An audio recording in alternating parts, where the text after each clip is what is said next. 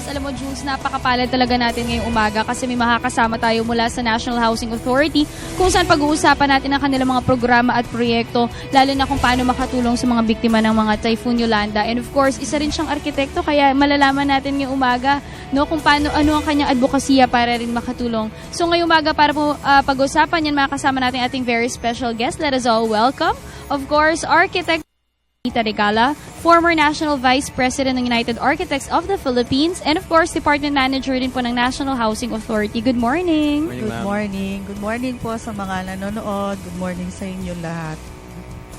Alright, so ma'am, syempre, recently, last November, talagang yung Pilipinas talagang, especially in the Visayas, talaga tinamaan na napakalakas na bagyo na hindi natin na-expect.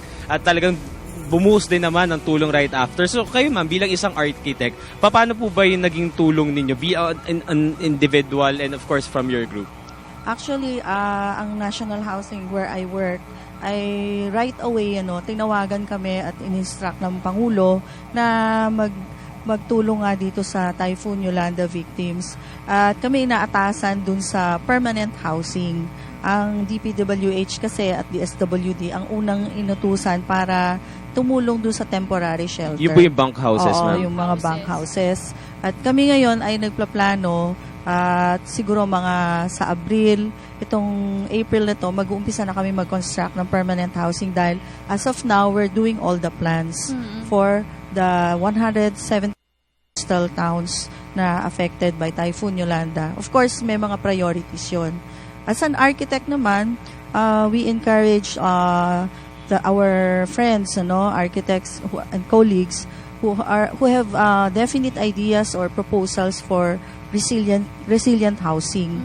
Inimbita namin sila, nagtawag kami ng technical working group kung saan inimbitahan din natin ng United Architects of the Philippines, yung UAP Emergency Architects where I am also a member, at mga other stakeholders na makakatulong para dun sa mga programa para sa pabahay. Alright, architect, dun sa mga pabahay na nabanggit natin mula po sa NHA, alam pong bahay yung balak natin gawin or i-provide dun sa mga biktima ng Typhoon Yolanda? Okay, as of now, ang target namin will be 60,000 housing units, but we will only start around half of it. The program will run up to 2.5 years para makomplete yan at bibigyan din naman kami ng pondo ng Pangulo para maitayo yung mga permanent housing na yan. So, yung mga disenyo niyan ngayon ay pinapa-approve din namin sa Public Works para naman dun sa structural design. Yun yung mga programa. Alright, ma'am. Ma'am, pagdating po dun sa structure nitong mga permanent houses, kasi syempre permanent na to, so inaasa na talaga maging matibay siya. And given that, yung location po niya ay talagang nakaranas na ng matinding sakuna, paano po natin ma-ensure na yung structure po nito ay talagang matibay? Two things yan, it's not just the structure, but the location of the houses. So, yun yung pinag-aaralan. At doon naging importante yung role ng mga architects kasi kami talaga yung usually because architects are more on the integrative sila, yung evaluation ng mga sites, yung location nila, yung pag-aaral kung saan yung mga dapat ilagay, yung mga struktura, anong klaseng mga struktura yung dapat ilagay dyan, ay pinag-aaralan ng arkitekto at kasama na rin syempre mga engineers, but the role of the architect really is on the planning and design because architecture is both an art and science. Kaya hindi lang yung strength ang tinitingnan natin dyan bilang mga arkitekto, yung utility, yung functionality, livability, at syempre yung aesthetics, functionality and beauty, including the strength. Yon. Alright, architect, alam natin na besides being part of NHA, nakakatulong po kayo sa mga victims ng Typhoon Yolanda. Kayo po mismo bilang architect, ano po yung sarili nating advokasya para po makatulong? Sa akin nga, dapat yung pinopromote natin yung pakikipag-usap sa mga komunidad para malaman natin talaga ano bang mga pangangailangan. At sila rin kasi usually sa aming experience, yung mga solusyon para sa mga problema nila nanggagaling din dun sa mga tao mismo, Kaya yung community participation, importante yun. At the community architect is important. Alright, before we end, syempre on a lighter side, no, gusto nating mas makilala pa si Architect Maria Benita Regala.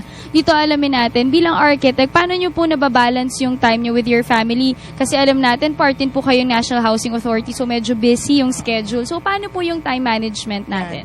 Totoong napaka-busy, ano. Kaya lang, you know, when you have the passion for your work, it's everywhere. And the work and the effort that you put into your work is the same that you put for your family. Siyempre, una yung pamilya. Kaya as much as possible, yung weekends should be devoted to your family. Yes. So, the same way na you work hard during your office hours, but you also spend time with your family.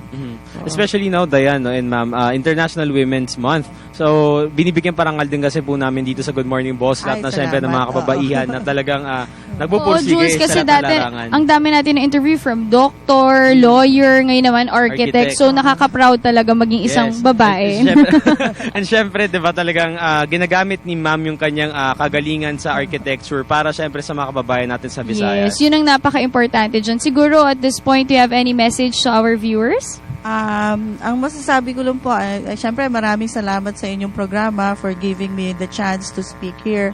And ang advocacy ko lang para dun sa mga arkitekto ay sumali sa national development programs para ma-promote natin yung public welfare and public safety.